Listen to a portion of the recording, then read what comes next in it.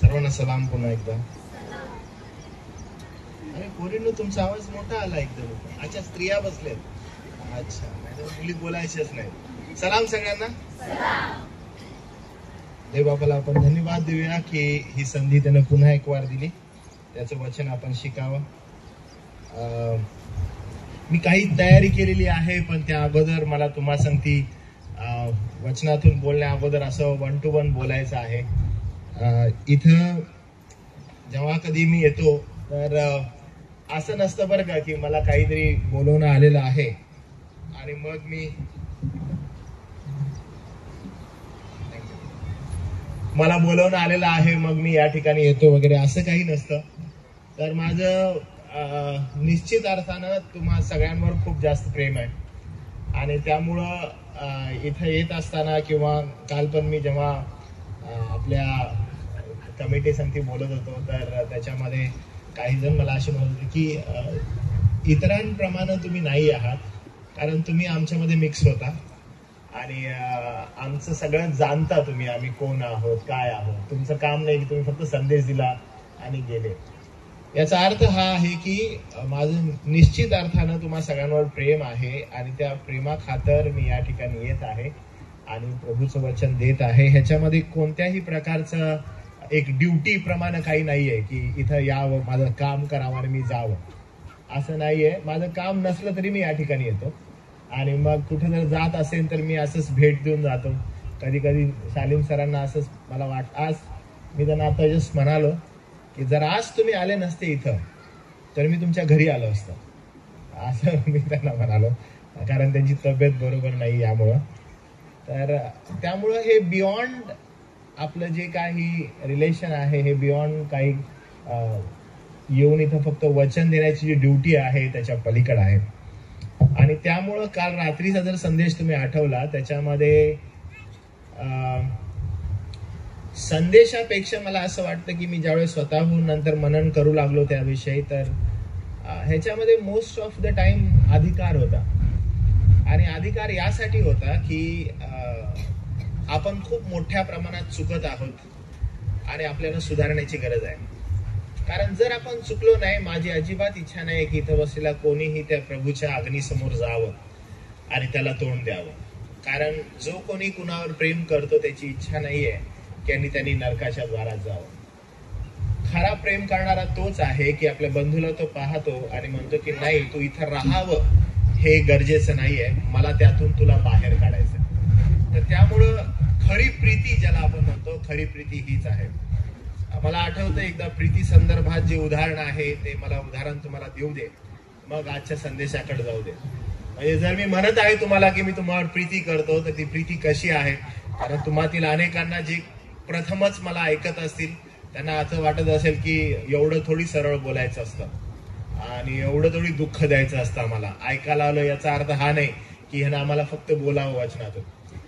तर असं नाहीये. जर समजा तुमच्या घराच्या बाजूला तुमची बहीण किंवा भाऊ राहत आहे आणि तो बहीण आणि भाऊ राहत असताना त्याच्या घराला आग लागली आणि आग लागल्यानंतर तुम्ही जाता आणि त्या बहिणीला आणि भावाला प्रेमाने हाक मारता आणि म्हणता की बंधू, बहीण, दरवाजा खोल, तुझ्या घराच्या आतमध्ये आग लागली. आणि ती खरंच उठून दरवाजा खोलेल का? आणि जर इनफॅक्ट तिला जर म्हणायचं आहे की नाही मला इथं मारायचंच आहे आणि ती म्हणाल मी उघडणार नाही जा, आणि तुम्ही तिला म्हणता प्लीज उघडणार दरवाजा, तुम्ही हे सगळं करत नाही बसणार, कारण तेवढा वेळ तुमच्याकडे नाहीये. तुम्ही सरळ सरळ दार तोडणार, आतमध्ये जाणार, तिची इच्छा नसताना किंवा त्याची इच्छा नसताना त्याच्या शर्टला पकडणार, त्याच्या केसांना पकडणार आणि त्याला खेचून तुम्ही बाहेर आणणार. का बरं? कारण तुमचं त्याच्यावर प्रेम आहे, तुमची इच्छा नाहीये की त्यानं असं होरपळून मरावं. इथे येऊन प्रभूचं वचन अशा रीतीने सांगण्याचा एकमात्र उद्देश आहे की प्रीती. आणि प्रीती जी आहे ती आपल्या बंधुगणांना आहे त्या परिस्थितीमध्ये टाकत नाही, सोडत नाही, तर त्यांना त्या परिस्थितीतून बाहेर खेचून आणण्याचा प्रयत्न करते. तर हाच एकमेव प्रयत्न आहे आणि तो प्रयत्न कदाचित जोपर्यंत माझा श्वास आहे तोपर्यंत मी करत राहीन. मागील दिवसांमध्ये आमचं एक सेमिनार होतं आणि त्या सेमिनारमध्ये आमचे जे स्पीकर होते त्यांच्या संगती आम्ही असंच बोलत होतो आणि 100 जी मेंढरं आहेत त्या संदर्भात ते शिक्षण आम्ही असंच डिस्कशन करत होतो आणि त्यातील एक मेंढरू हरवून जातं आणि ते म्हणाले की एक मेंढरू हरवतं. आपल्या इथे ही संकल्पना आहे बरं का. आपण असं म्हणत असतो की अरे बिचारा ते हरवलेलं आहे, त्याला जाऊन घेऊन यावं बरं जरा असं. आणि आपण तिथं जातो, पाळक जो आहे तो त्याला पकडतो, खांद्यावर घेतो, आणतो आणि आपण म्हणतो तशा प्रकारची प्रीती असावी. आणि ते जे स्पीकर आहेत ते असे म्हणाले की हो तशाच प्रकारची प्रीती असायला पाहिजे, पण त्या हरवलेल्या मेंढराला आणायचं कितीदा.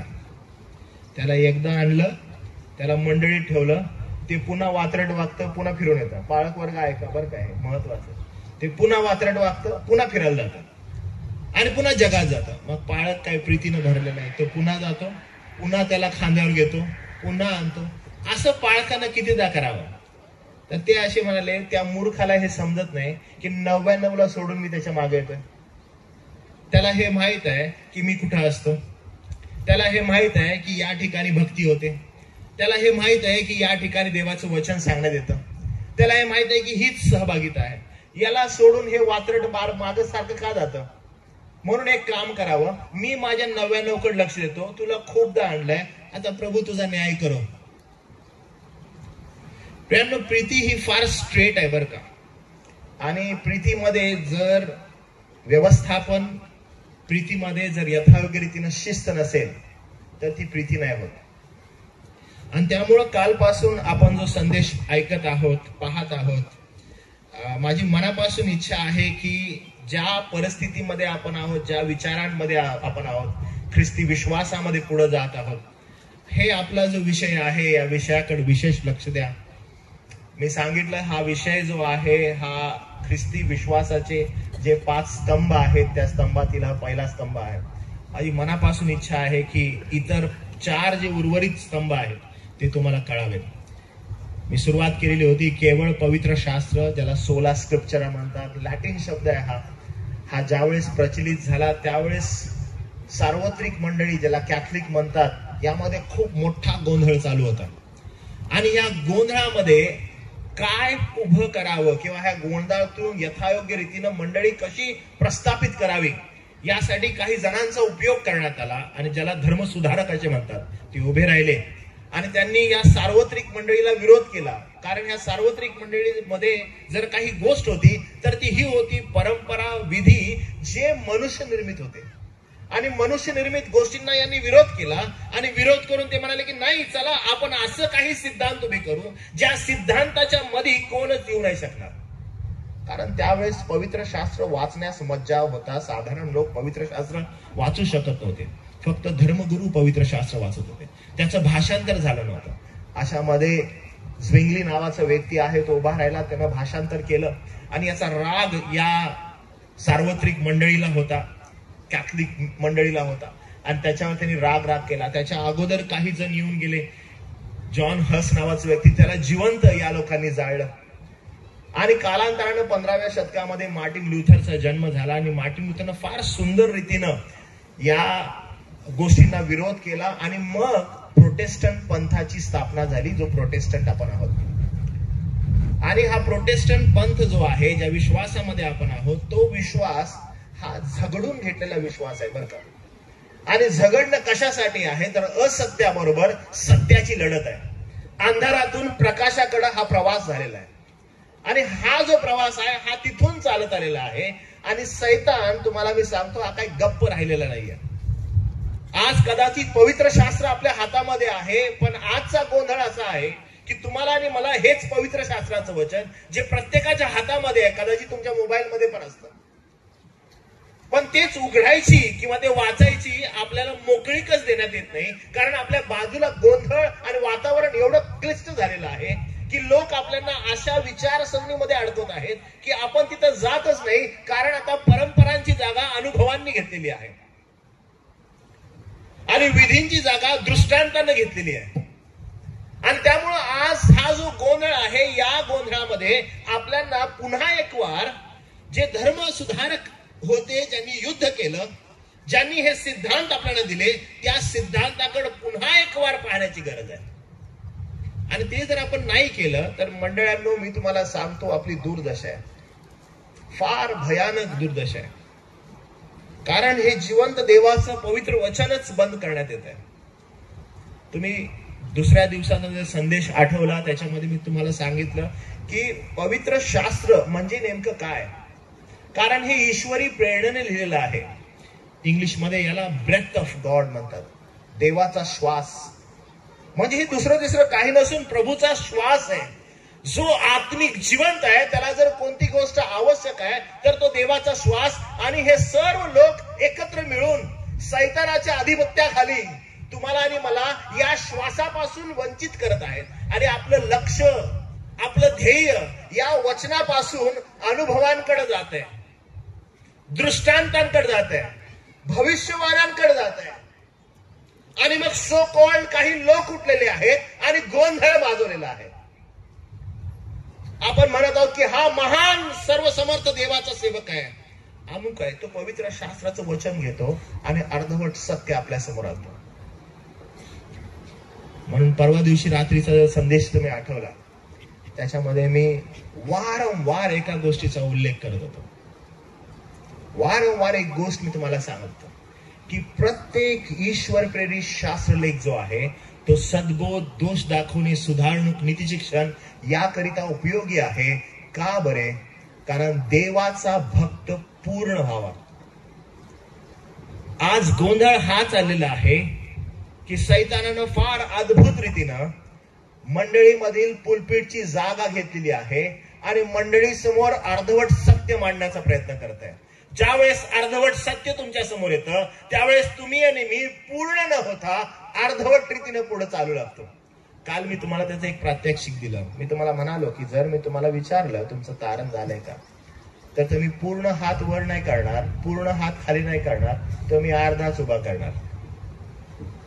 कारण हे निर्वाधित सत्य आहे. आपल्यामध्ये पूर्णतः हा विश्वास नाही की नेमकं काय, कारण अर्धवट सत्य आम्हाला पोचण्यात आलंय, अर्धवट सत्य आम्हाला देण्यात आलंय. आणि प्रभू सरळ वचनात सांगत आहे की हे वचन मी तुम्हाला यासाठी दिलं की ते तुम्हाला सत्यात घेऊन जाईल आणि सत्यातच घेऊन जाणार नाही तर ते तुम्हाला पूर्णत्व देईल, अर्धवट नाही करणार. आणि मग जिथे आपला कालचा संदेश थांबलेला होता तिथून आता मी तुमच्यासाठी सुरुवात करत आहे. तर कृपा करून पुन्हा एकदा इब्री लूकास पत्र याचा 5वा जो अध्याय आहे तिथं आपण जाऊया. केवळ पवित्र शास्त्र हे का महत्वाचं आहे हे आपल्याला या ठिकाणी दिसत आहे. इब्री लूकास पत्र याचा 5वा अध्याय आणि वचन 11 पासून पुढे. प्रियांनो, आपल्या बायबलमध्ये तुम्ही लक्ष द्या. आणि काल जसं मी तुम्हाला सांगितलेलं होतं, ज्यांच्याजवळ पवित्र शास्त्र नाही ते लोक फार ज्ञानी आहेत, त्यांना पवित्र शास्त्र पाठ आहे, त्यामुळे त्यांच्याकडे पवित्र शास्त्र नाहीये. तर ज्यांचा पाठ आहे तुम्ही तुमच्या मनातील विचार जागृत करा आणि हे कुठे लिहिलेलं आहे पहा. आणि असंच लिहिलेलं असेल तर आम्हा सगळ्यांसमवेत तुम्ही पवित्र शास्त्र वाचण्याचा प्रयत्न करा. वचन 11, याविषयी आम्हास पुष्कळ सांगावयाचे आहे, ते तुम्हा समजून सांगणे कठीण आहे, कारण तुम्ही ऐकण्याविषयी मंद झाला आहात. आणि आपण पाहिलेलं आहे काल हा जो लेखक आहे हा कुणाविषयी बोलत आहे की तुम्ही ऐकण्याविषयी मंद झालेला आहात. त्याला हे का बोलायचं आहे ऐकण्याविषयी मंद, याचा नेमका अर्थ काय? तर कानाला ऐकू येत नाही असं नाही, पण आचरणामध्ये आणण्यास तुम्ही सक्षम नाही आहात. का सक्षम नाही आहात त्याचं कारण तो पुढे देतो. जे तुम्ही इतक्या काळात शिक्षक होण्यास पाहिजे होता त्या तुम्हास देवाच्या वचनाची मुळाक्षरे पुन्हा कोणीतरी शिकवण्याची गरज आहे. कारण तुम्ही ऐकण्यास मंद झाल्या कारणानं तुम्हाला कळत नाहीये, तुम्हाला समजत नाहीये की आपल्या जीवनामध्ये ती वागणूक कशी करावी. आणि म्हणून लेखक ऑलरेडी त्यांना सांगत आहे की तुम्ही ऐकण्यास मंद झालेला आहात. मी काल तुम्हाला सांगितलं आणि विशेष करून हे संपल्यानंतर काही आपल्यातले काही माझे प्रिय लोक आहेत मला भेटले आणि ते मला असे म्हणाले, मी त्यांना म्हणालो तुमचं नाव घेऊ का? ते म्हणजे नको नको नको. ते म्हणाले, त्यांचं डिस्कशन होत होतं आणि ते म्हणाले आपल्या या भागामध्ये फक्त येशू ख्रिस्ताचं येणंच राहिलंय, बाकीचे जगातील महाराष्ट्रातील सगळे स्पीकर येऊन गेले, आता फक्त येशूला यायचं बाकी आहे या ठिकाणी. आणि येशू आला की काफी होऊन जाईल. आतापर्यंत आपल्याकडं खूप साऱ्या शिक्षकांची रास येऊन गेली. का बरे? कारण आपल्याला आवड आहे काय करायची? ऐकण्याची. आणि म्हणून संत पौल म्हणतो तुमची कानाची खाज जिरावी म्हणून तुम्ही शिक्षकांची रास करता. आणि या वचनामध्ये लेखक असं म्हणतो आतापर्यंत तुम्ही शिक्षक व्हायला पाहिजे होता. पण आपण काय आहोत, आपण इथे येतो आणि अनालाइज करायला बसतो. तू पण ये, तू पण बोल, तुझं पण ऐकायचं आहे. पण आपली गोष्ट काय आहे की पवित्र शास्त्र आपल्याला म्हणतं की तुम्ही इथपर्यंत आलेला आहात की तुम्ही आता शिक्षक होणं आवश्यक होतं, पण तुम्ही ऐकण्यातच मंद झालेला आहात. आणि शास्त्र पुढे जाऊन आपल्याला सांगतं जे फार आवश्यक आहे. तो म्हणतो जे तुम्ही इतक्या काळात शिक्षक होण्यास पाहिजे होता, त्या तुम्हाला देवाच्या वचनाची मुळाक्षरे पुन्हा कोणीतरी शिकवण्याची गरज आहे.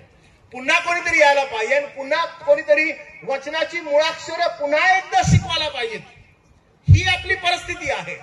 असं होणं आवश्यक आहे. आणि शास्त्र आपल्याला म्हणतं का बरं? कारण ज्यास जड अन्न सोसत नाही, दूधच पाहिजे असे तुम्ही झाला आहात. आणि मग आपण वाचतो की पेत्र म्हणतो तुम्ही निऱ्या दुधाची इच्छा बाळगा. कालच्या संदेशामध्ये सांगितलं मी तुम्हाला, निऱ्या दुधाची इच्छा नुकतंच तारण झालेल्या व्यक्तीची आहे.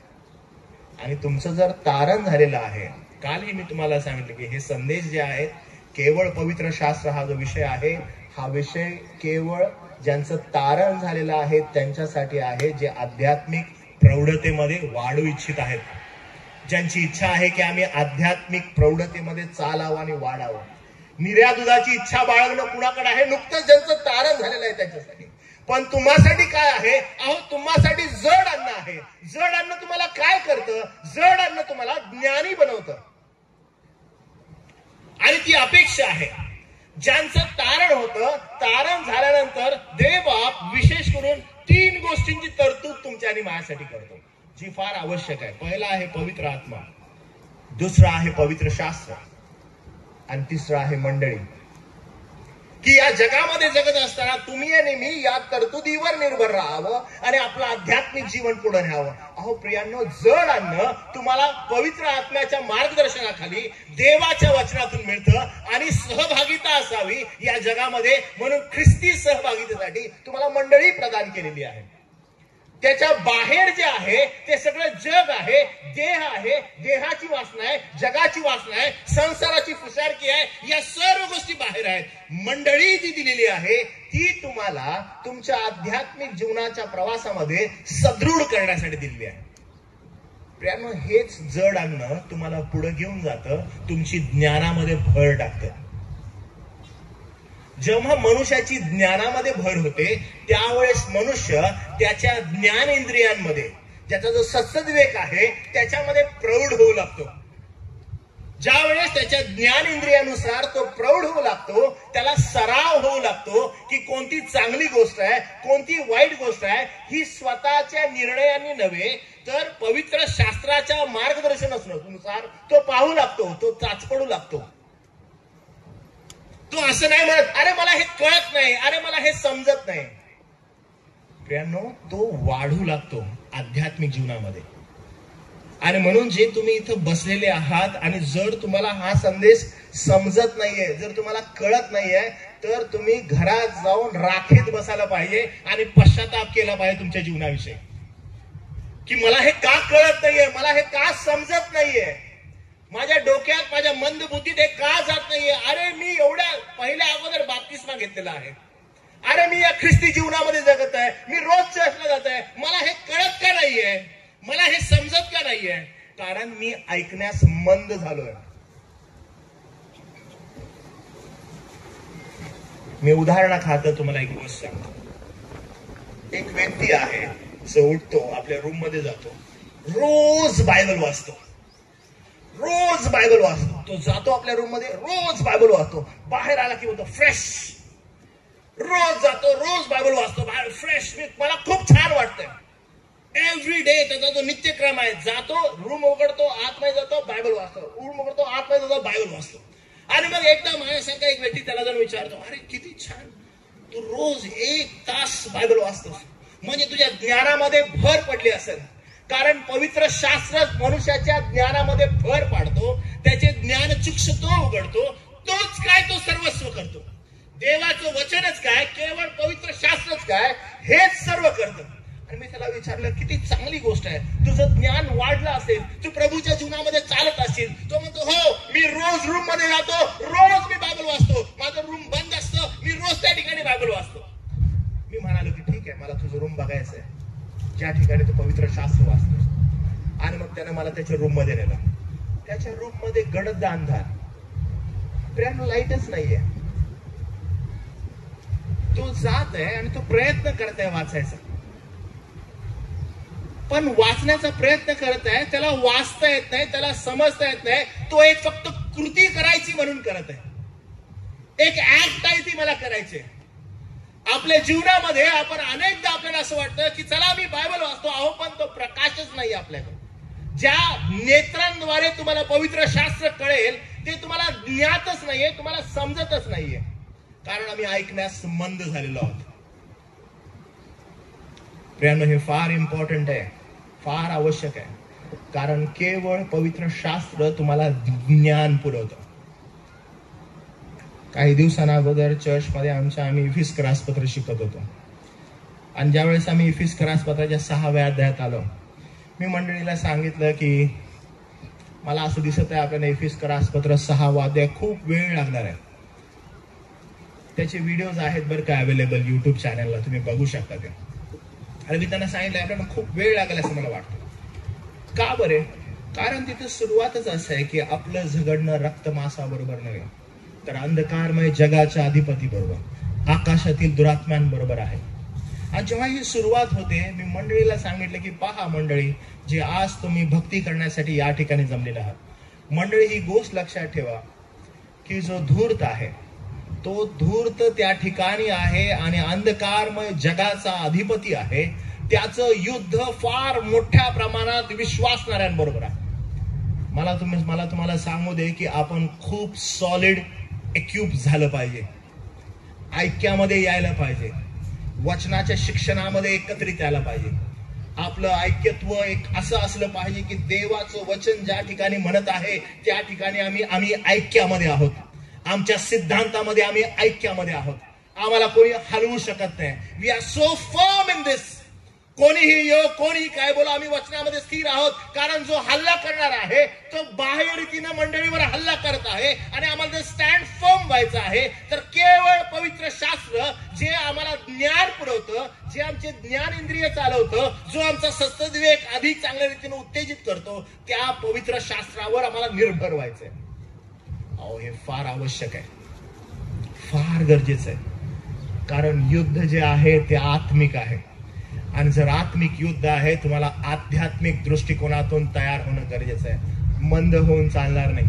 काल मी तुम्हाला सांगितलं, निर्यात दुधाची इच्छा बाळगणारे, अहो पाळक साहेब एक काम करा ना, एक 2-3 जोक मारा, आम्हाला हसू दे, आम्हाला जरासं बरं वाटू दे, आम्हाला जरासं चांगलं वाटू दे तुमचा संदेश. एक महान देवाचा सेवक असं म्हणतो की ज्या रीतीनं किंवा जी गोष्ट तुम्ही प्रारंभी मंडळीला द्याल, तुम्हाला शेवटपर्यंत ती टिकवावी लागेल. म्हणजे जर समजा तुम्ही मंडळीला मनोरंजन दिलं प्रारंभी, तर तुम्हाला शेवटपर्यंत त्यांना मनोरंजनच करावं लागेल. जर तुम्ही मंडळीला आराधना दिली पहिला, जी काही सो कॉल सध्या चालू आहे, ती तुम्हाला त्यांना शेवटपर्यंत द्यावं लागेल.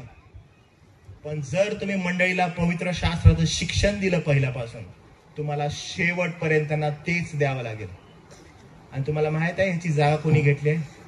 लोक हे फार लालची आहेत आणि सोयीस्कर आहेत. त्यांना ना वचनाची तयारीच करायची नाही. मग ते काय करत आहेत? लोकांना ज्ञानी का बनवावं, सोयीस्कर काय बरं हे ना आम्ही देऊ शकतो, मी कसा माझा वेळ घालवू शकतो. अहो, ही पडताळून करणं फार आवश्यक आहे. तुम्हाला एक मजेशीर गोष्ट सांगतो. मी काही वर्षांअगोदर या ठिकाणी आलेलो होतो आणि इथून जात असताना माझ्या संगती एक बंधू होते आणि त्यांची इच्छा होती की पुण्यामध्ये एक सो कॉल्ड मोठे स्पीकर आहेत आणि त्यांना असं म्हणतात की ते खूप सुंदर रीतीनं नैतिकतेचं शिक्षण देतात आणि डॉक्टरेट झालेला व्यक्ती आहे आणि त्याच्या चर्चमध्ये खूप सारे लोक आहेत.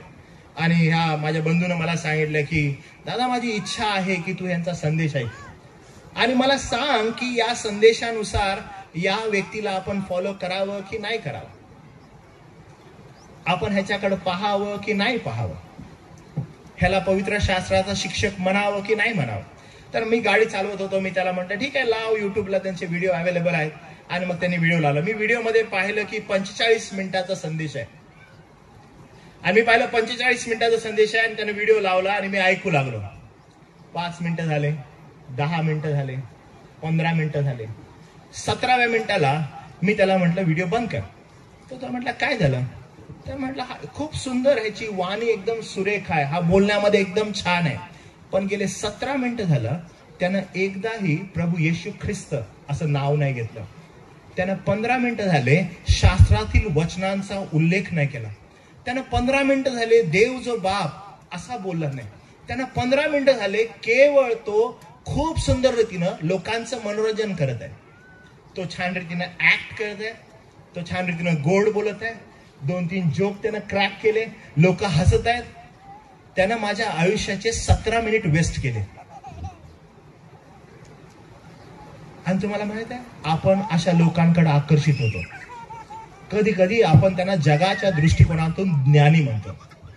आज मी तुम्हाला या ठिकाणी सांगणार आहे की जगाच्या दृष्टिकोनातून ज्ञानी असणं, पवित्र शास्त्राच्या दृष्टिकोनातून ज्ञानी असणं म्हणजे नेमकं काय. काल मी तुम्हाला सांगितलं की ज्ञानी पवित्र शास्त्र बनवतं, पण ज्यावेळेस ते ज्ञानी बनवतं, जगाचे जे ज्ञानी आहेत त्याच्या समोर मूर्ख कसे ठरतात. देवबाप असं का म्हणतो की जगामध्ये मी मूर्खांची निवड करतो ज्ञानांचं ज्ञान लाजवण्यासाठी.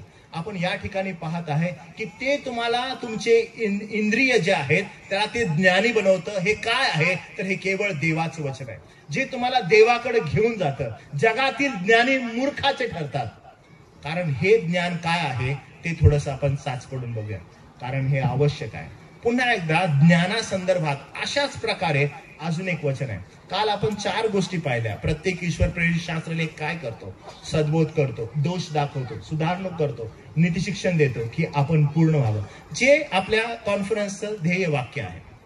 आता ज्या ठिकाणी आपण जात आहोत, जे आवश्यक आहे, ज्ञानी म्हणाल्या आपण ह्या वचनामध्ये पाहतो की ते तुम्हाला दुधावर ठेवत नाही. जे बाळक आहेत ते नीतिमत्वाच्या वचनाविषयी अपरिचित असतात, ज्यांच्या इंद्रियास वहीवाटीने पथ्यापथ्य समजण्याचा अभ्यास झाला आहे, अशा प्रौढ मनुष्यासाठी जड अन्न आहे. म्हणजे जड अन्न किंवा जड शिक्षण जे आहे ते कुणासाठी आहे? ज्यांना नीतिमत्वा संदर्भात सराव होत आहे. एव्हरी डे ते वचन वाचत आहेत आणि आपल्या प्रौढतेमध्ये वाढ करत आहेत. त्यांची मॅच्युरिटी डे बाय डे वाढत आहे. मुलींनो, या ठिकाणी ज्या तरुण मुली बसलेल्या आहेत आणि तरुण मुलं आहेत, मी पुन्हा एकदा तुम्हाला काल जी सांगितलेली गोष्ट आहे ती पुन्हा सांगतो. माझं लग्न ज्यावेळेस झालं त्यावेळेस माझं वय 24 वर्षाचं 25 वर्षाचं होतं. माझी पत्नी जी आहे ती 24 वर्षाची होती. ज्यावेळेस मी तिला पाहिलं त्यावेळेस तिचं वय होतं 18, माझं वय होतं 19. आणि मी तिला चर्चमध्ये पाहिलं आणि चर्चमध्ये पाहिल्यानंतर मला तिच्याकडं मी तिच्याकडे का आकर्षित झालो. नो डाऊट माझी पत्नी फार सुंदर आहे, पण ती सुंदर आहे त्याच्या पलीकडे मी तिजमध्ये जे पाहिलं ते हे होतं की त्या ठिकाणी ती युथमध्ये बसलेली होती, तरुणांमध्ये. आणि मी तिच्याकडे आकर्षित झालो. अरे खूप छान, ती तरुणांमध्ये आहे आणि बायबल वाचत आहे, प्रार्थना करत आहे. त्याच्यानंतर मी पाहिलं की आमचं चर्च सुटलं. चर्च सुटल्यानंतर ही 18 वर्षाची मुलगी उठली आणि महिलांमध्ये जाऊन बसली. आणि महिलांमध्ये गेल्यावर ती त्या ठिकाणी महिलांना हेल्प करू लागली, मदत करू लागली. 18 वर्षाची मुलगी त्यांच्यासाठी मग जी काही त्यांची मदत आहे ती करू लागली. तिची ही जी प्रौढता आहे ही वाढत गेली, कारण तिचा जो विश्वास आहे किंवा तिचं जे ज्ञान आहे ते पवित्र शास्त्राकडे बघण्याचा तिचा दृष्टिकोन आहे तो वाढत होता. आणि ही गोष्ट मला आकर्षित केली. का मी तुम्हाला हे सांगत आहे मुलींनो? ज्यावेळेस तुम्ही तरुण असता त्यावेळेस तुम्हाला असं वाटतं की आम्ही मुलीच राहावं. आज पण अशा काही स्त्रिया या ठिकाणी बसलेल्या आहेत, त्यांना जर आंटी म्हटलं तर त्रास होतो. त्यांना असं म्हणतात, आंटी नका बोलू मला, मी आंटी दिसते का? मला आंटी नका बोलू. एखादा मुलगा आहे तर अंकल नको बोलू मला, मी अजून मुलंच आहे. मग कधी कधी संबोधत असताना पण असं म्हणतात, आम्ही मुलं या ठिकाणी बसलोय. म्हणजे हा 50 वर्षाचा पण बोलत मी मुलगा आहे या ठिकाणी बसलोय. पवित्र शास्त्र आपल्याला यासाठी पाचारण करत नाही. पवित्र शास्त्र आपल्याला प्रौढतेसाठी पाचारण करते. पवित्र शास्त्र आपल्याला प्रौढतेसाठी पाचारण करत असताना म्हणतो तुम्ही प्रौढ असा, शारीरिक दृष्ट्या, मानसिक दृष्ट्या आणि आध्यात्मिक दृष्ट्या तुम्ही प्रौढतेकडे वाटचाल करा. लग्न होणं जे आहे ते मुलामुलींचं कधीच होत नाही, ते स्त्री आणि पुरुषाचं होतं. त्यामुळे जी मुलगी आहे तिने स्त्रीत्वाकडे धाव घेणं आवश्यक आहे. जो मुलगा आहे त्याने पुरुषत्वाकडे धाव घेणं आवश्यक आहे. आणि ज्यावेळेस तुम्ही ही धाव घेता त्यावेळेस जर तुम्हाला कोणती गोष्ट प्रौढतेमध्ये घेऊन जाते, लेकरांनो लक्ष द्या, हे फार इम्पॉर्टंट आहे, ते म्हणजे केवळ पवित्र शास्त्र. जेवढं जास्त तुम्ही पवित्र शास्त्राचं अध्ययन कराल तेवढं जास्त तुम्ही प्रौढतेत चालाल. माझं वय 29 होतं त्यावेळेस हागय इन्स्टिट्यूट नावाची ऑर्गनायझेशन होती, त्याच्यामध्ये माझं वय बसत नव्हतं शिक्षण देण्यासाठी. आणि ते माझं की नाही आम्हाला प्रौढ व्यक्ती पाहिजे. आणि आमचे प्रिय सर जे विजयकुमार ससाने कॉर्डिनेटर होते ते म्हणजे नाही, तुझ्यामध्ये एक क्षमता आहे, प्रभुदेव बापाने दिलेलं आहे. का बरं एवढ्या लहान वयामध्ये तू शिकवू शकतो? कारण हे प्रौढत्व कशामुळे येतं तर ते केवळ प्रभूच्या वचनाने येतं. तुमचे ज्ञान इंद्रिय जे आहेत ते तुमचे शाबूत राहतात आणि ते वर्क करू लागतात. कशामुळं? अहो केवळ आणि केवळ पवित्र शास्त्रामुळे, दुसरं काहीच नाही. लेकरांनो तुम्ही तुमच्या तारुण्याची तयारी कशी करत आहात याचा पुरेपूर विचार करा. नाहीतर मी तुम्हाला सांगेन तुम्ही निहायता मंद असाल. कदाचित जगाच्या दृष्टिकोनातून तुम्हाला असं वाटेल तुम्ही ज्ञानी असाल, पण तुम्ही मंद असणार. ऐकावयास मंद. आज तुम्हामधील असे काही लोक तुम्ही बघत असाल जे प्रौढ आहेत आणि जे तरुण आहात तुम्ही हे समजत असाल मी तुम्हाला काय म्हणत आहे. कारण मी तरुणांशी फार कनेक्ट होतो, मला कळतं ते. आणि तुम्ही पण ऐका बरं का, या ठिकाणी बसलेले सगळे प्रौढ जे आहात, खाली बसलेले तरुण जे आहात ना, ते हमेशा हा विचार करत असतात इथं बसलेले ना डिझर्विंग नाहीयेत. ते सदैव हा विचार करत असतात की हा माणूस डिझर्विंग नाहीये, माहितीये का, तो माणूस नाहीये डिझर्विंग. आणि ते सदैव हा विचार करतात. का माहित आहे? कारण ते ज्यावेळेस खालून बघत असतात त्यांना दिसत असतं की या ठिकाणी लॅक आहे, या ठिकाणी लॅक आहे, या ठिकाणी लॅक आहे. तरुणांनो मी तुम्हाला सांगतो की तुमचं फ्युचर याच्याहून वेगळं कधीच नसणार आहे. कारण का, जर तुम्ही प्रभूच्या वचनामध्ये स्थिर स्थावर होणार नाही, जर तुम्ही केवळ पवित्र शास्त्राचं अध्ययन करणार नाही, तुमचा एकच शेवट आहे. आणि तो शेवट काय माहित आहे? तुम्ही मंद, तुम्ही मूर्ख आणि त्या मूर्खात गणले जाल. मी तरुण मुलींना, तरुण मुलांना मी तुम्हाला रिक्वेस्ट करत आहे की मॅच्युअर इनफ व्हा, प्रौढतेत चाला. मी माझ्या 10 वर्षाच्या मुलाला कसं पटवलंय माहितीये का या ठिकाणी न येण्यासाठी? त्याची फार इच्छा होती. तो 10 आता 11 वर्षाचा होईल ऑक्टोबरमध्ये. मी आणि माझा मोठा मुलगा येत होतो, तर मी त्याला असं पटवलं आणि ह्यानं पण मग सांगितलं एक काम कर बघ, आम्ही दोघं चाललेलो आहोत, घरामध्ये एका मेनची गरज आहे. आम्ही त्याला म्हटलं घरामध्ये एका पुरुषाची गरज आहे आणि तू असणं आवश्यक आहे.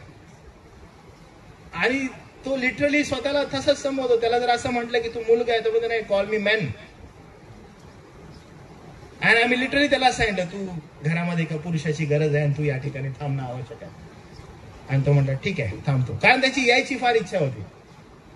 आणि मग शेवटी त्याची बॅग पण पॅक करावी असं तो म्हणत होता, पण आम्ही त्याला म्हणलं नाही नाही, मम्मा आहे, आजी आहे आणि तू असणं आवश्यक आहे, कोणच नाही बाकीचं. मी जे पालक आहेत त्यांना मी रिक्वेस्ट करेन की आपल्या मुलांना पुरुष बनवा, प्रौढ बनवा. कारण येणाऱ्या दिवसामध्ये ते एका कुटुंबाचं प्रतिनिधित्व करणार आहेत. त्यांना प्रौढ बनवा. बनवाल कसे? एकच उपाय आहे, त्यांना केवळ पवित्र शास्त्राचं शिक्षण देण्यासाठी उत्तेजन करा. लक्षात घ्या लेकरांनो, तुमचं क्षेत्र कामाचं कोणतंही असो, तुम्ही कदाचित नर्स असाल, तुम्ही कदाचित टीचर असाल, तुम्ही कदाचित कुठल्या कंपनीत काम करत असाल, तुम्ही कदाचित शेती करत असाल, तुमचं क्षेत्र कोणतंही असो, तुमचं जी प्राथमिकता आहे ती ही आहे की मी वचनामध्ये प्रफाऊंड असायला पाहिजे, वचनाचं शिक्षण पूर्णपणे घेणारा असलं पाहिजे.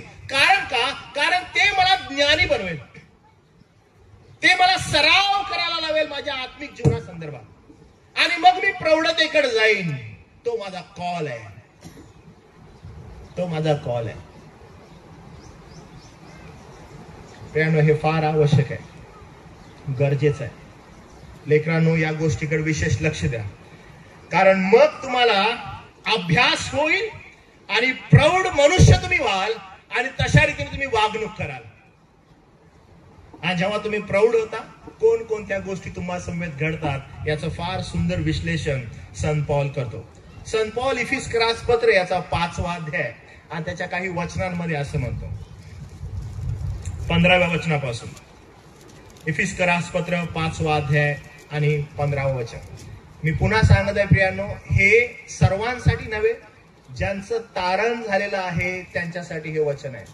तुम्ही चाचपडून बघा तुमचं तारण झालेलं आहे का. कारण इफिस्करास पत्र 1ला अध्याय 1लं वचन जर तुम्ही वाचलं, त्याच्यामध्ये असं लिहिलेलं आहे, इफिस येथील पवित्र जन, निवडलेले, वेगळे केलेले या लोकांसाठी आहे, सर्वांसाठी नव्हे. तर त्यामुळं हे जे वचन आहे 5वा अध्याय 15 पासून पुढं, याच्यामध्ये काय दिसत आहे बघा. म्हणून अज्ञानासारखे नव्हे तर ज्ञानांसारखे सभोवार नजर ठेवून जपून चाला.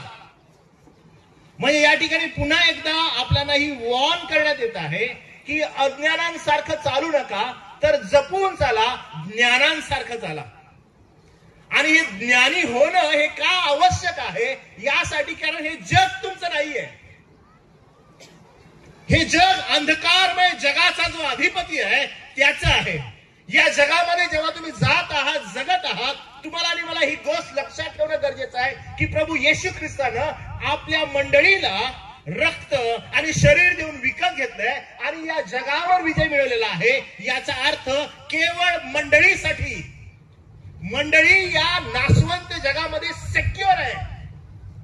म्हणून मी तुम्हाला सांगितलं की तुमच्या आणि माझ्यासाठी 3 तरतुदी प्रभू येशू ख्रिस्ताने केल्यात. तो असं म्हणतो, मला जाणं गरजेचं आहे, मी न गेलो तर कैवारी तुमच्याकडे येणार नाही. तो येऊन तुम्हाला सत्यात चालवेल आणि सत्य काही नसून माझं वचन हेच सत्य आहे.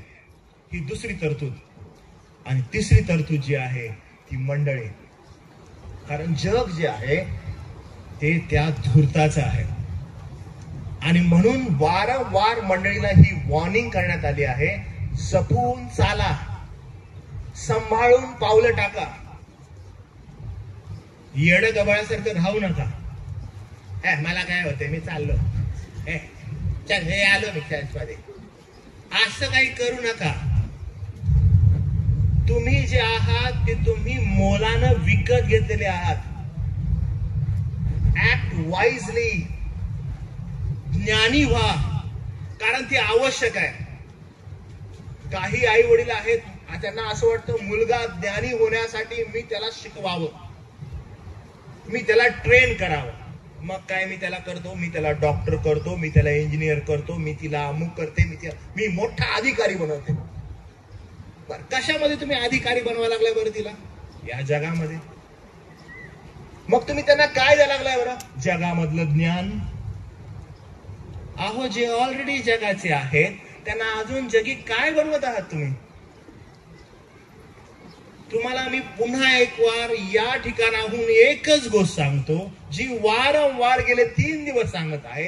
देवाचं वचन, केवळ पवित्र शास्त्रच तुम्हाला ज्ञानी बनवतं, दुसरं काहीच नाही. तुम्ही पवित्र शास्त्र वाचा, तुम्हाला ज्ञान प्राप्ती होईल. दुसरं कशाला ज्ञान प्राप्ती होणार नाही. अहो, या जगामध्ये कसं जगावं, कसं राहावं हे जग ऑलरेडी तुम्हाला शिकवत आहे. कारण का? मूळ माझं भ्रष्ट आहे. या भ्रष्टतेच्या जीवनात मी जगात राहत आहे आणि भ्रष्टतेच्या जीवनात राहत असताना कसं जगावं हे मला शिकवण्याची गरज नाही पडत. तुमच्या लहान पोराला शिकवण्याची गरज नाही पडत, चॉकलेट कोणाला देऊ नको.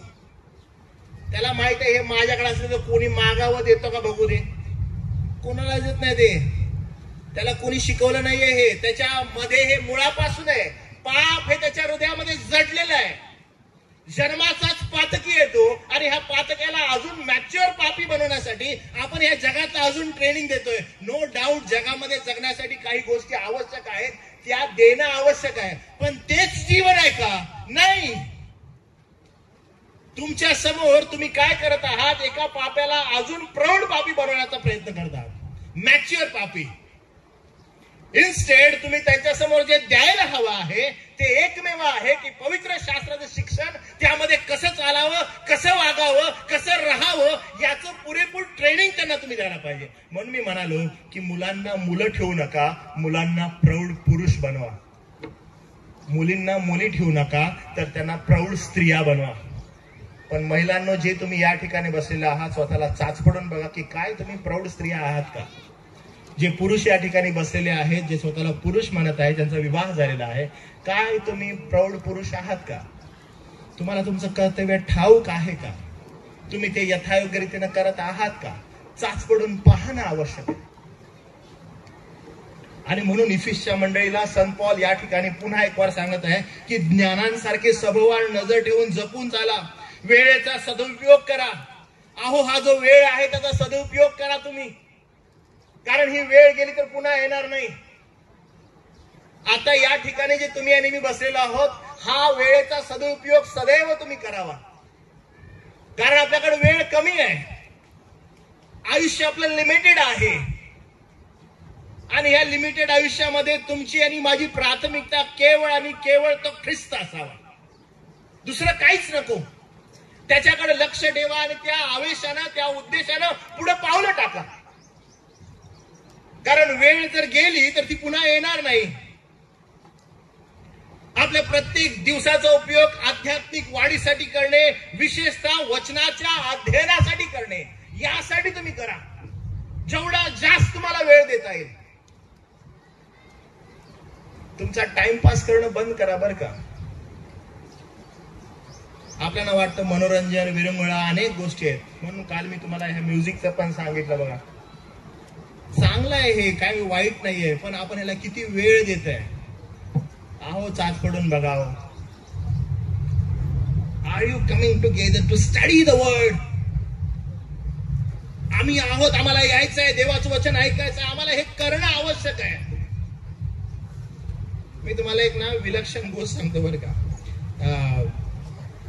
आमच्या चर्चमध्ये मी ही गोष्ट बोललेलो आहे आणि हे वारंवार मी बोलतो. तुम्हाला कदाचित ऐकायला नवल वाटेल. जर समजा चर्च मधली कुठली व्यक्ती मला मेसेज करते आणि सांगते की पास्टर, आज माझं डोकं दुखत आहे, मी बायबल स्टडीला येऊ शकत नाही, तर मग मी तो मेसेज कसा रिसीव्ह करतो बघा. त्यानं मला मेसेज दिलाय, पास्टर माझं डोकं दुखत आहे म्हणून मी आज बायबल स्टडीला येऊ शकत नाही. तर हा मेसेज ज्यावेळेस मी रिसीव्ह करतो त्यावेळेस माझ्या अंडरस्टँडिंग नुसार, माझ्या विचारानुसार हा मेसेज असा आहे, पाळक साहेब, मला ब्रेन हॅमरेज झालाय, माझ्या डोक्यातील नसा फुटलेल्या आहेत, मी हॉस्पिटलमध्ये ऍडमिट आहे आणि मला आता सध्या व्हेंटिलेटरवर चढवलंय, म्हणून मी बायबल स्टडीला येऊ शकत नाही.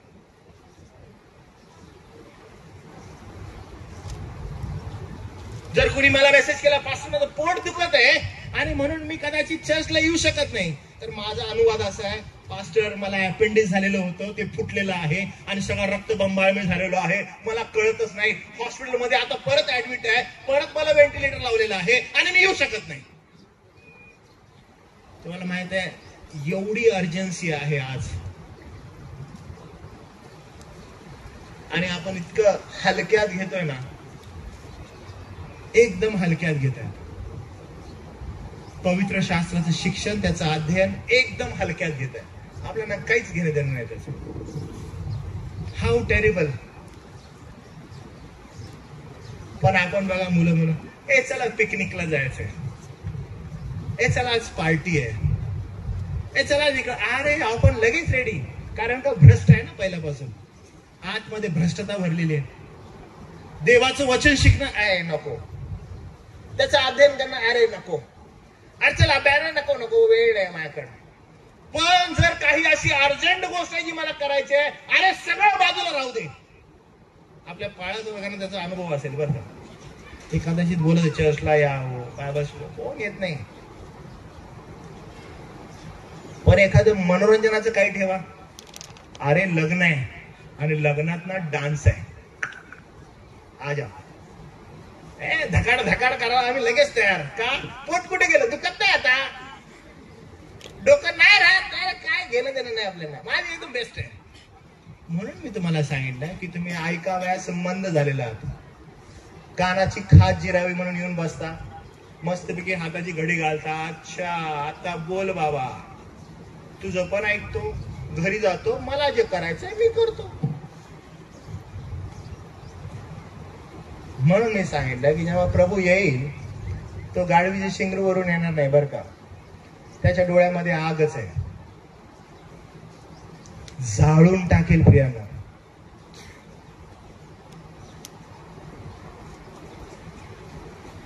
नेस्तनाबूत करेल.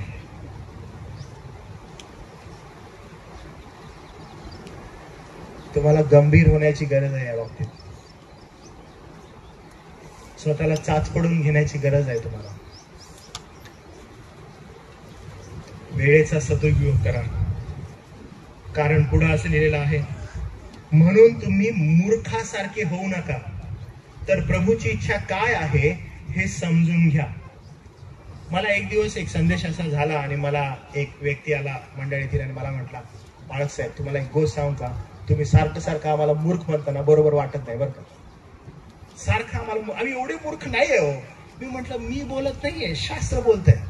जेवढ्यांदा मी वाचतोय तेवढ्यांदा त्या ठिकाणी असं लिहिलंय, मूर्ख होऊ नका, मूर्ख होऊ नका. याचा अर्थ काय, आम्ही मूर्ख आहोत. पवित्र शास्त्र जेव्हा जेव्हा म्हणतं अज्ञानासारखे होऊ नका, आम्ही अज्ञानी आहोत.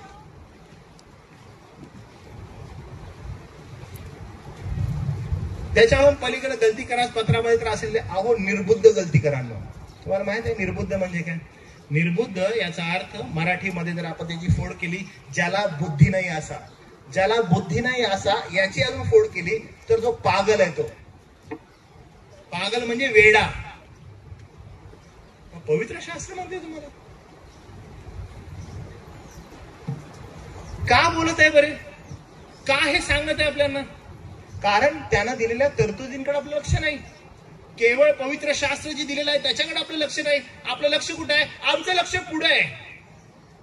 आम्हाला ऐकवा, आम्ही ऐकतो, ऐकण्यास मंद आहोत, आम्ही ऐकतो, निघून जातो. आमच्या जीवनामध्ये वचनाचं आचरण करण्यासाठी शास्त्राचं अध्ययन आम्ही करणार नाही. आम्हाला ते सांगू नका, कारण पुढे असं लिहिलेलं आहे, तुम्ही मूर्खासारखे होऊ नका, तर प्रभूची इच्छा काय आहे ते समजून घ्या.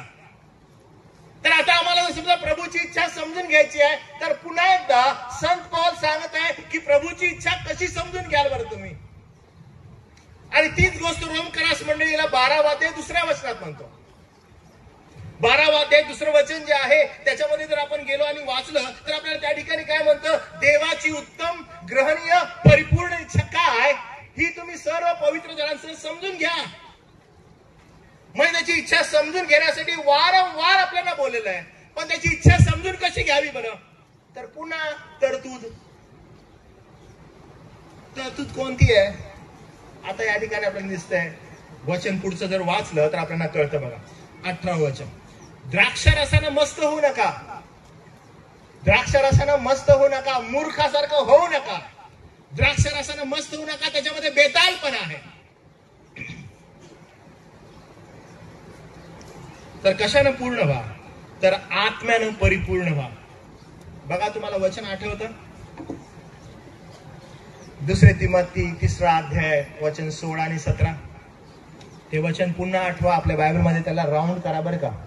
17व्या वचनात असलेलं आहे, यासाठी की देवाचा भक्त पूर्ण व्हावा व चांगल्या कामासाठी सज्ज व्हावा. आणि ज्या ठिकाणी पूर्ण लिहिले ना त्या ठिकाणी असं राऊंड करा. का बरं?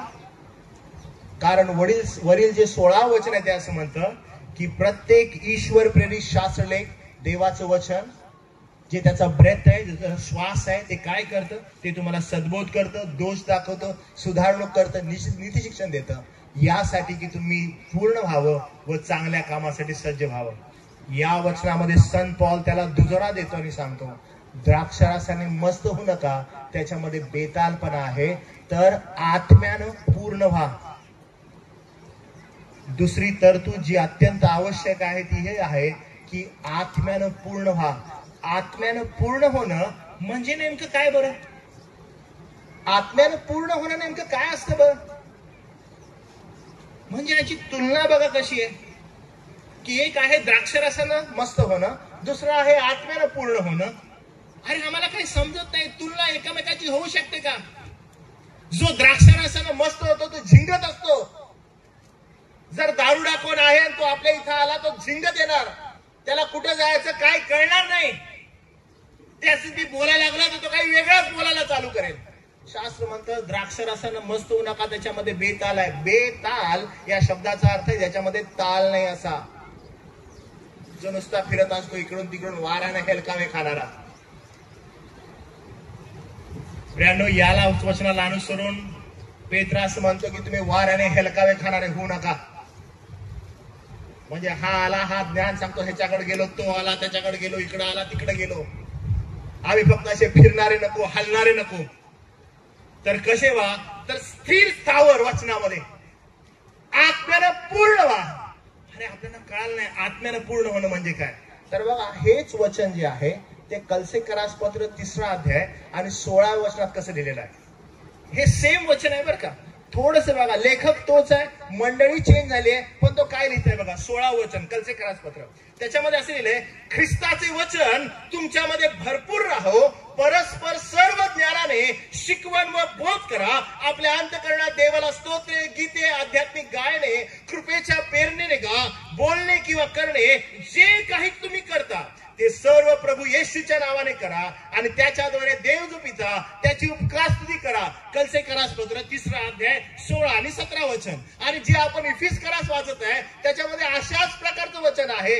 फक्त त्या ठिकाणी काय केलेलं आहे तर आत्मा हा शब्द घातलेला आहे आणि वचन हा काढलेला आहे. कलसेकरास पत्रामध्ये या ठिकाणी वचन हा शब्द घातलेला आहे आणि आत्मा त्या ठिकाणून काढलेला आहे. बाकीचं वचन जे आहे ते पूर्णतः आहे तसंच आहे, पूर्णतः आहे तसंच लिहिलेलं आहे. आपल्याला या ठिकाणी दिसत आहे 18 वचन 5 अध्याय इफिसकरास पत्र. द्राक्षारसाने मस्त होऊ नका, द्राक्षारसात बेतालपणा आहे, पण आत्म्यानं परिपूर्ण व्हा. स्तोत्रे, गीते, आध्यात्मिक प्रबंध ही एकमेकांना म्हणून दाखवा.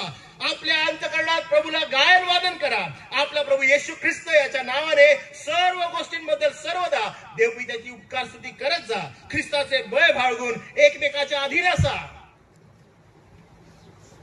तरतुदीकडे लक्ष द्या. तरतूद जी आहे ती आपल्याला स्पष्ट शब्दात सांगत आहे, आत्म्यानं भरणं म्हणजे ख्रिस्ताच्या वचनाने भरणं. जो व्यक्ती पवित्र आत्म्यानं भरलेला आहे तो व्यक्ती ख्रिस्ताच्या वचनाने भरलेला आहे. आणि ही गोष्ट आपल्या मस्तिष्कामध्ये एकदम फिट असणं गरजेचं आहे. आज या तरतुदीची जागा अनेक आत्म्यानं भरलेल्या लोकांनी घेतले, जे स्वतःला असं म्हणतायत की आमच्यामध्ये आत्मा आहे. आणि जेव्हा लोक म्हणतात आमच्यामध्ये पवित्र आत्मा आहे तर ते अनन्य गोष्टी अशा काही करू लागतात, वेगवेगळ्या प्रकारचे अकरा विकरा आवाज काढू लागतात, वेगवेगळ्या प्रकारचे हावभाव करू लागतात, धडाधड पडतात काय, उठतात काय, चालतात काय, वेगवेगळ्या प्रकारचे झोमिंग सारख्या ऍक्टिव्हिटीज काय करतात. काय म्हणतायत की आम्हाला पवित्र आत्मा आमच्यामध्ये आलेला आहे, आम्ही भरलेलो आहोत. आणि प्रियानो वचन आपल्याला स्पष्ट शब्दात सांगतं, जो पवित्र आत्म्यानं भरलेला आहे त्याचं चिन्ह काय आहे की तो ख्रिस्ताच्या वचनाने भरलेला आहे. कधी कधी अनाऊन्स होतो बघा, या पवित्र आत्म्यानं भरा, या इथं पवित्र आत्मा घ्या, जसं की यांच्या पप्पाच आहे. Absolutely rubbish. प्रियानो पवित्र आत्मा देव आहे. आणि कशा रीतीनं त्याच्या संदर्भात बोलण्यात येत आहे, कशा संदर्भात त्या रीतीनं त्याला हाताळण्यात येत आहे, काय त्याच्याविषयी बोलण्यात येत आहे. तुम्ही परवा दिवशी रात्रीचा जर संदेश आठवला तुम्हाला आठवण येईल त्याची, की तो येतो आणि तो येऊन प्रभू येशू ख्रिस्त याचं गौरव करतो. तो स्वतःच्या मनचं काही सांगत नाही तर ते त्याचं आहे, त्यातून घेऊन तो तुम्हाला आणि मला कळवतो. कारण तो एका स्पेसिफिक उद्देशाने आलेला आहे, तो स्पेसिफिक उद्देशाने आपल्यामध्ये कार्य करत आहे. हाच तो पवित्र आत्मा आहे. आणि पवित्र आत्म्यानं भरणं, संत पौल म्हणतोय त्याच्या वचनाने भरणं. जो कोणी पवित्र आत्म्यानं भरलेला आहे तो ख्रिस्ताच्या वचनाने भरलेला आहे. प्रियानो तो मुख खोलतो, शकारारा बाराबा असं करत नाही बरं का. तो ज्यावेळेस मुख खोलतो तो ख्रिस्ताची वचनं बोलतो. प्रियानो त्यानं कुणाचं गौरव होतं? देवपित्याचं. तो शिकवण देऊ लागतो, लोकांची आध्यात्मिक वाढ होते, लोक प्रौढतेमध्ये चालू लागतात, वागू लागतात आणि बोलू लागतात.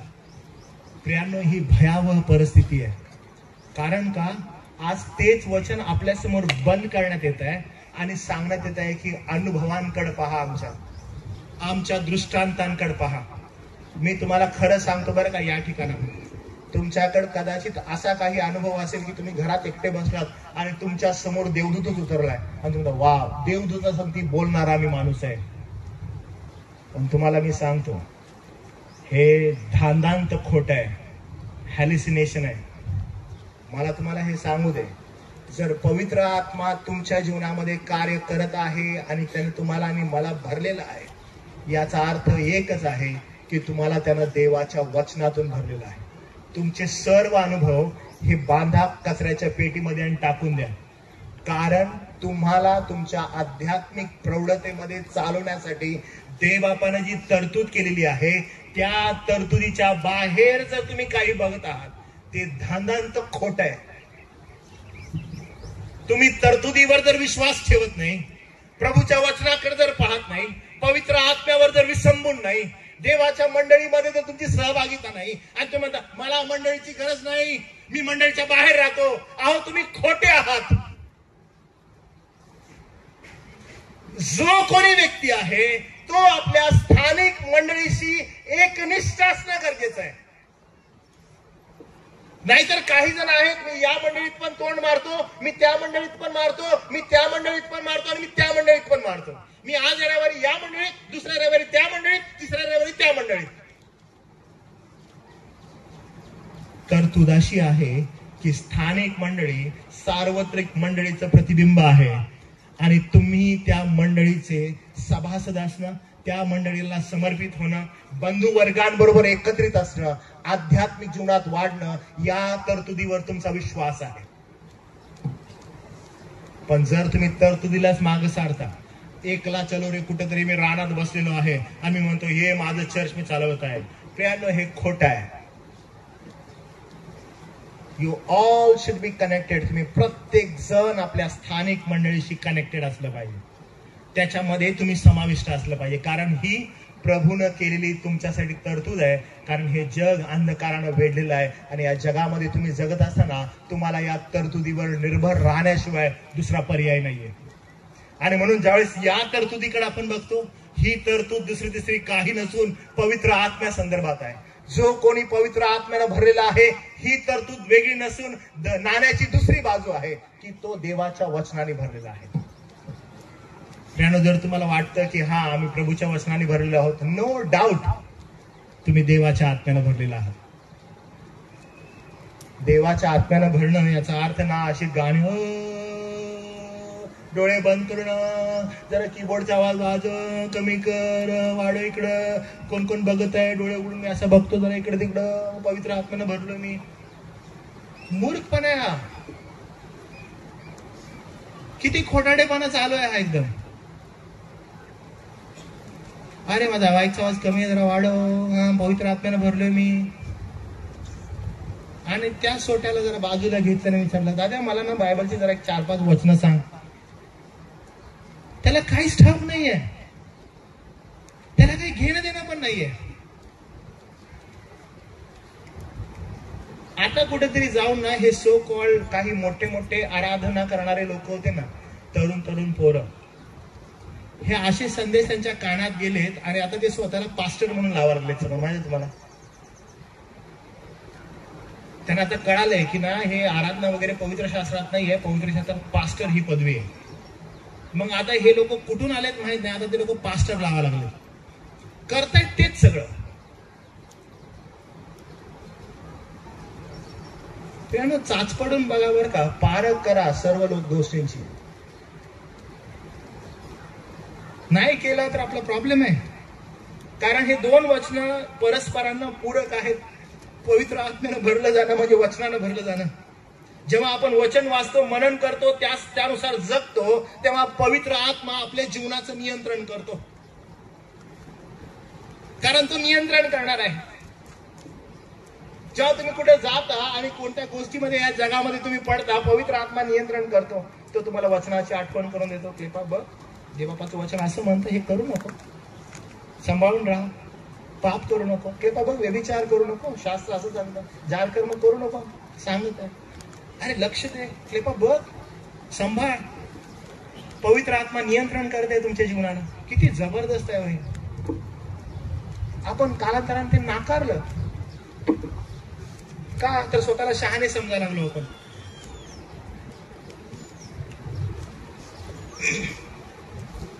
जेव्हा तुम्ही हे सर्व असाल तुमच्यामध्ये, तेव्हा तुम्ही तुमच्या बंधुगणांना भेटाल आणि बंधुगणांना भेटून त्यांची आध्यात्मिक वाढ कराल, विचारपूस कराल.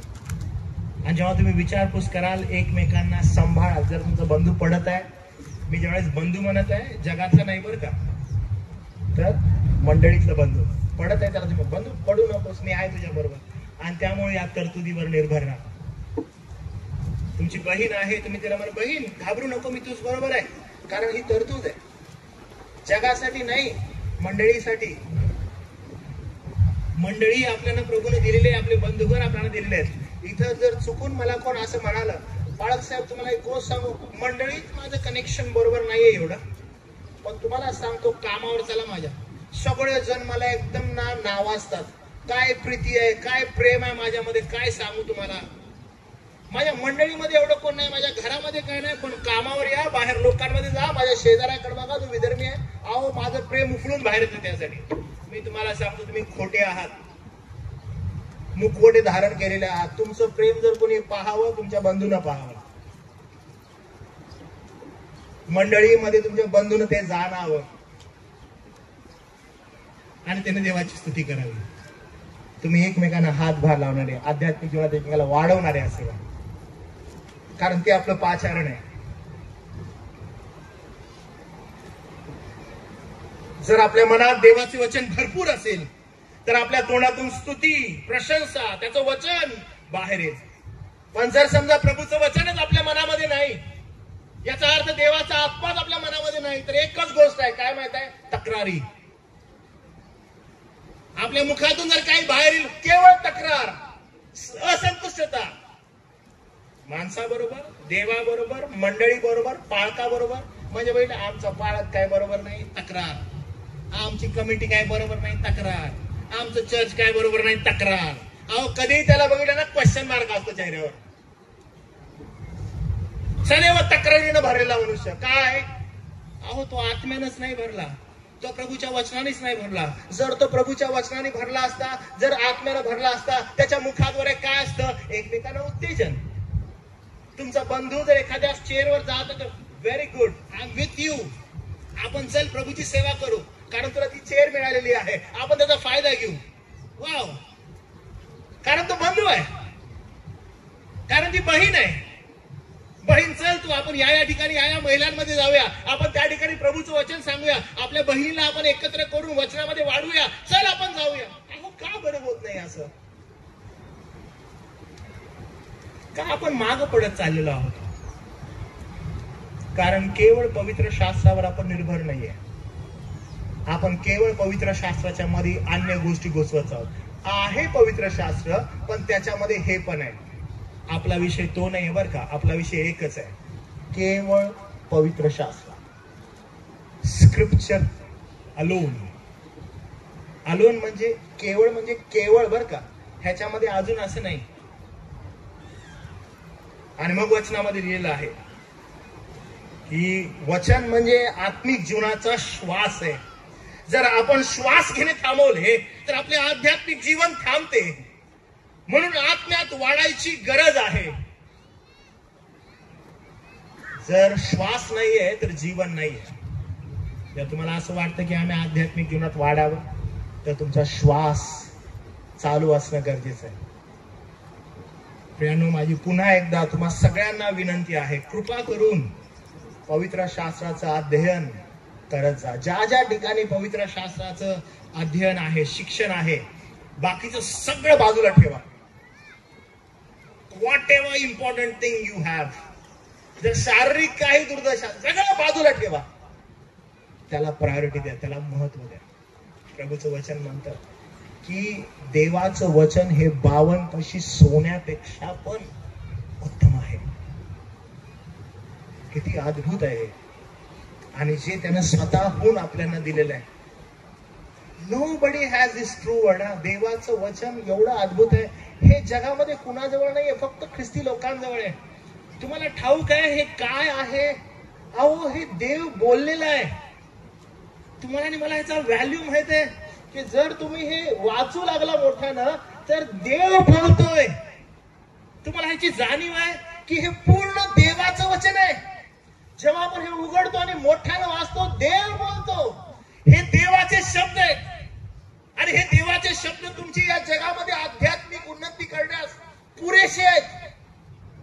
तुमची संतुष्टता केवळ पवित्र शास्त्र असावं, कारण तेच तुम्हाला सद्बोध करेल, दोष दाखवेल, सुधारणूक करेल, नीती शिक्षण करेल. अहो तुम्ही पूर्ण असावं, अर्धवट राहू नका.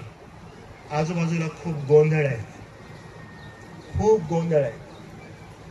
स्वतःला सांभाळा, प्रभूच्या वचनात वाढा, कारण तो गौरवी ख्रिस्त ज्यावेळेस येत आहे, कदाचित तुमच्या नजरेमध्ये असं काही त्याच्याविषयी चित्र आहे की तो प्रीतीनं भरलेला आहे. नाही बरं का, त्या ख्रिस्ताचं चित्र जे आहे प्रीतीनं भरलेलं आहे ते काढून टाका आपल्या डोक्यातून. कारण प्रगटीकरण अध्याय 4 आणि अध्याय 5 तो प्रभू येशू ख्रिस्त कधीच नाहीये. प्रभू येशू ख्रिस्त स्वर्गात कसा आहे माहितीये का? जेव्हा राजासनासमोर 24 वडील 4 प्राणी आणि सगळे देवदूत सर्व समर्थ प्रभूची स्तुती करत आहे, आणि मग सर्व समर्थ प्रभूच्या हातामध्ये एक स्क्रोल आहे, गुंडाळी. ती उडायला कोण समर्थ नाहीये. आणि जेव्हा कोण समर्थ नाहीये, योहान ते पाहतो आणि फार रडतो.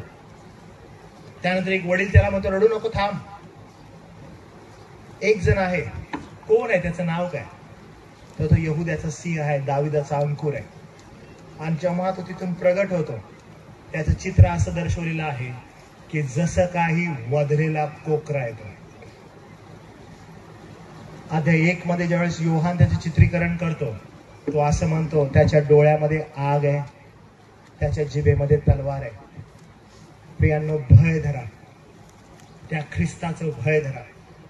आपलं जीवन हे लिमिटेड आहे, आयुष्य लिमिटेड आहे. याच्यामध्ये जर काही गोष्ट तुम्हाला करायचे आहे तर पवित्र शास्त्रामध्ये अधिकाधिक रममान व्हा. केवळ पवित्र शास्त्रच तुमचं ज्ञान वाढवेल आणि आध्यात्मिक जीवनामध्ये तुम्हाला उत्तरोत्तर घेऊन जाईल. मला प्रियांनो अजून पुष्कळ गोष्टी खरं सांगतो तुम्हाला सांगावायच्या, पण वेळेचा पण अभाव आहे आणि विचार हा आहे की तुम्हाला आत्ताच समजेल का. पण माझी प्रार्थना अशी आहे की ख्रिस्ती विश्वासाचा हा जो पाया आहे केवळ पवित्र शास्त्र, हे तुम्हाला समजलेलं आहे तर तुम्हाला ह्याच्या पुढं केवळ विश्वास, केवळ ख्रिस्त, केवळ देवाचं गौरव, याही गोष्टी समजाव्यात, याही गोष्टी कळाव्यात, केवळ कृपा हेही तुम्हाला समजावं, अशी प्रभूचरणी मी प्रार्थना करतो. आपण यावेळेस डोळे झाकूया. आणि माझी तुम्हा सगळ्यांसाठी विनंती आहे की मी प्रार्थना करत आहे तिथे माझ्या मनची नव्हे तर ती पवित्र शास्त्रामध्ये नमूद केलेली प्रार्थना आहे, आणि ती मी प्रार्थना तुम्हासाठी करतो. तुम्ही विशेष करून आपलं जीवन, आपले विचार एकत्रित ठेवा आणि ही प्रभूची ही जी प्रार्थना आहे जी या ठिकाणी लिहिलेली आहे पवित्र शास्त्रामध्ये, या प्रार्थनेला जेव्हा तुम्ही आमेन म्हणाल त्यावेळेस प्रभुदेव बाप तुमच्या जीवनामध्ये असंच कार्य करो, अशी प्रभूचरणी मी प्रार्थना करतो. आपण सर्वजण आपले नेत्र बंद करू. मी तुमच्या सगळ्यांसाठी प्रभूनं वचनामध्ये दिलेली जी प्रार्थना आहे ते मी करतो. संत पॉल इफिसच्या मंडळीला प्रार्थना अशी करतो आणि म्हणतो, यास्तव प्रभू येशूवर तुम्हामध्ये जो विश्वास आहे आणि जे प्रेम तुम्ही सर्व पवित्र बंधुजनांसमवेत व्यक्त करिता, त्याविषयी ऐकून तुम्हाविषयी मी उपकार मानिता राहत नाही. मी आपल्या प्रार्थनात तुमची आठवण करून असे मागतो की आपला प्रभू येशू ख्रिस्त याचा देव, वैभवशाली पिता, याने तुम्हास आपल्या ओळखी संबंधित ज्ञान व प्रगटीकरण याचा आत्मा द्यावा. तो असा की तुमचे ज्ञानचक्षु प्रकाशित होऊन त्याच्या पाचारणापासून होणारी आशा काय, पवित्र जनांमध्ये त्याने दिलेल्या वचनाच्या वैभवाची संपत्ती केवढी, आणि जे आपण विश्वास ठेवणारे ते आपणाविषयी त्याच्या सामर्थ्याचे अपार महत्व ते काय, हे तुम्ही त्याच्या बळाच्या, पराक्रमाच्या कृतीवरून ओळखून घ्यावे. ही प्रार्थना आम्ही आमचा तारणारा प्रभू येशू ख्रिस्त याच्या नावात केली, म्हणून देवा तू ऐक. आमेन.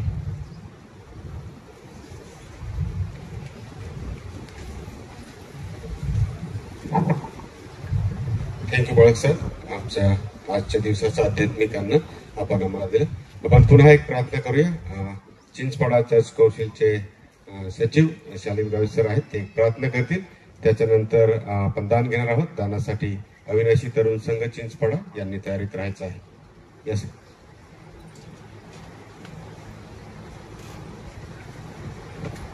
प्रार्थना करू. थोर दया घना जिवंत तारणारे प्रभू परमेश्वरा, येशू ख्रिस्तामध्ये तुला धन्यवाद आणि गौरव, महिमा, सन्मान देतो. तुझ्या अद्भुत वचनाबद्दल तू तुझ्या दासाला पाचारण केलंस. त्यांच्याद्वारे या मंडळीला जे आवश्यक वचनाची गरज होती ती पूर्तता केलीस. आणि सर्व वडीलचण महिला संघ आम्हा सर्वांना तुझ्या वचनाने तू मार्गदर्शन केलं त्याबद्दल धन्यवाद देतो, स्तुती करतो. देवापा तुझी इच्छा जाणून त्याप्रमाणे कृती करण्यासाठी, विश्वास ठेवण्यासाठी तूच आम्हाला पवित्र आत्म्याची शक्ती ते मार्गदर्शन कर. आणि प्रभू या सर्वाद्वारे तुझा गौरव होऊ दे. ज्या प्रिय लोकांनी तुझं वचन ऐकलेलं आहे त्या सर्वांना तू आशीर्वादित केलेला आहे. हा आशीर्वाद आम्ही गमावून देऊ नये तर त्याचा सदुपयोग करावा म्हणून कृपा पुरव. तुझ्या दासांना ज्या ठिकाणी ते सेवा करत आहेत, ज्या ठिकाणी ते वास्तव्याला आहेत आणि अनेक ठिकाणी ते सेवेसाठी फिरत असताना प्रभू परमेश्वरा तुझी कृपा, तुझी दया आणि येशूच्या नावातील सुरक्षा ही त्यांना प्रदान कर. आणि सर्व गौरव येशूच्या नावाला मिळावा म्हणून आम्ही सर्व तुझ्या हातात सोपले जातो. मान सन्मान येशूला देऊन ही प्रार्थना येशू ख्रिस्ताच्या नावात मागतो म्हणून तू ये. आमेन.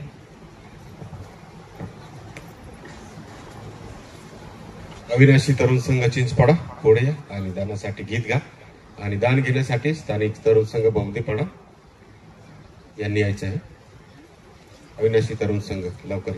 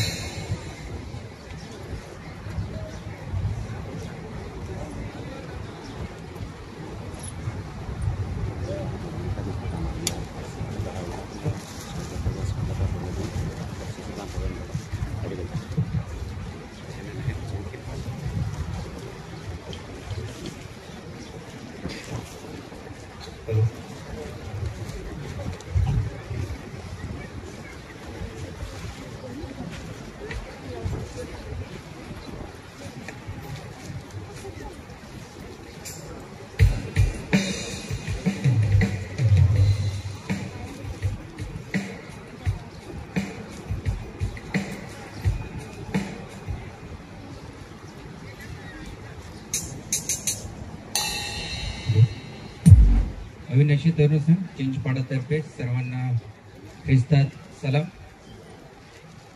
यावेळेस आपण दानासाठी गाणं म्हणणार आहोत. तन मन धन प्रभू तव चरणी. आपण सर्वांनी म्हणायचं आहे.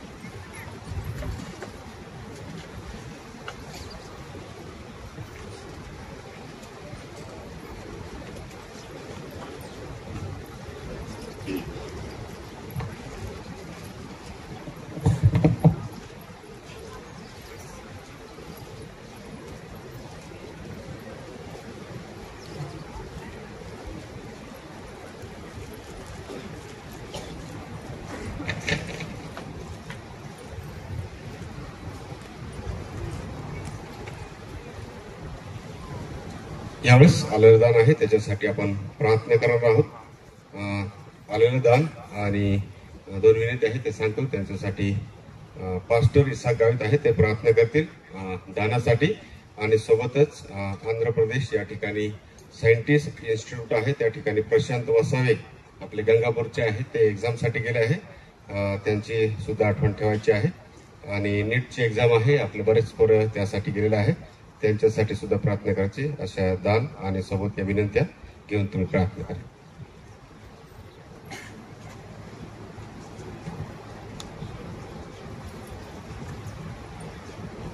हे आपण सर्व प्रार्थना करूया। पवित्र पवित्र आकाश आणि पृथ्वीचे निर्माण करते स्वर्गीय देवा, आम्ही धन्यवाद देतो, आभार मानतो, कारण तू महान देव आहेस आणि तुझं आत्म्याचं सामर्थ्य तारणदायी विश्वासासाठी पुन्हा एक वार नवी रीतीने तू आमच्या समोर प्रगट केलेला आहेस।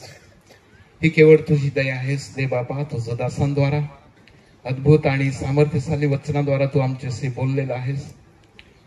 या जगामध्ये पवित्र आत्मा तू ठेवलेला आहेस की प्रत्येक व्यक्तीने जिवंत देवाला ओळखून जिवंत देवाच्या मार्गामध्ये पवित्र जीवन जगावं आणि त्यासाठीच तुझं वचन आहे, ज्या वचनाद्वारा आम्ही अधिक ज्ञानी बनू शकतोस आणि त्यासाठी ते वचनाचं कार्य आणि पवित्र आत्म्याचं सामर्थ्य मंडळीमध्ये दिसून यावं यासाठी मंडळी दिलेली आहे। या मंडळीचे एक भाग म्हणून तरुण संघ देखील कार्यरत आहेस आणि तरुण संघाची कौन्सिल आयोजित विशेष सभा आणि या सभेमध्ये एक विशेष कार्य तू होऊ दिलेलं आहेस, कारण तरुणांना तू पसंत करतोस। आदामाला अमरत्व दिलं ते तरुणपणामध्येच दिलंस।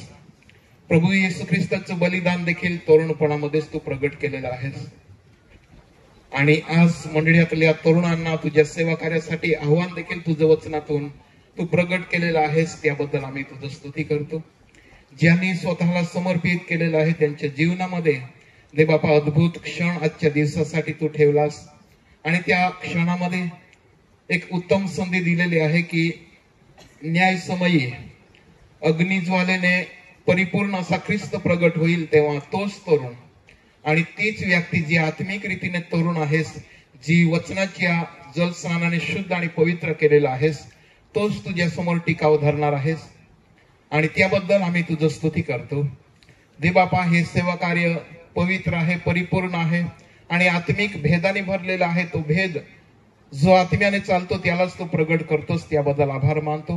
हे आत्मिक कार्य अधिक वाढावं यासाठी हे जे अर्पण दिलेलं आहे दान म्हणून याचा तू स्वीकार कर आणि अधिक तरुणांमध्ये तुझं सेवा कार्य पूर्ण व्हावं यासाठी दे बापा या दानाला तू आशीर्वादित कर आणि देणाऱ्या प्रत्येकाला तू आशीर्वादित कर दे बापा। विशेष करून आम्ही प्रार्थना करतो प्रशांतसाठी, जे काही सायंटिस्ट कॉलेजमध्ये तो शिक्षण घेत आहे आणि त्यामध्ये त्याची एक्झाम आहे आणि त्याने विनंती मांडलेली आहे दे बापा, विशेष करून त्या तरुणाला तो कृपा पुरव आणि त्या क्षेत्रामध्ये लागणारं ज्ञानबुद्धी तू पुरवलेलं आहे आणि ते एक्झाम मध्ये मांडत असताना स्वर्गीय ज्ञानाने त्याला तो परिपूर्ण होऊ दे आणि दे बापा एक विश्वासी तरुण म्हणून पुढचं भविष्य त्याचं उज्ज्वल होण्यासाठी विशेष प्रकारच्या सहाय्याने त्याला तू भर दे बापा। जे काही नीटचे एक्झाम आहे आणि इतर एक्झाम देखील आता येत आहे, जे तरुण त्यांनी अवगत केलेलं शिक्षण आणि साईड निवडायची आहे आणि जॉबसाठी तयारीत आहे दे बापा, त्यांना देखील यश प्राप्ती तू द्यावी यासाठी त्यांना आम्ही तुझ्या हातामध्ये देतो। त्यांना चालव आणि एक्झाम मध्ये उत्तम रीतीने उत्तीर्ण होण्यासाठी सर्व मार्ग त्यांच्यासाठी उघडे कर आणि दे बापा हे जगिक शिक्षण आणि जगिक नोकरी बरोबर ही आध्यात्मिक उन्नतीसाठी त्यांनी देखील समर्पण करून सेवा करावी यासाठी त्यांचा तू उपयोग करून घे। तरुण संमेलन 3 दिवसाचं तू आशीर्वादित केलेलं आहेस आणि तुझी समक्षता आमच्या जीवनामध्ये ठेवलीस, त्याबद्दल सर्व मान महिमा आदर गौरव आम्ही तुला देऊन लहानशी प्रार्थना येशू प्रभूच्या पवित्र नावाने मागतो म्हणून तो ऐक, आमेन।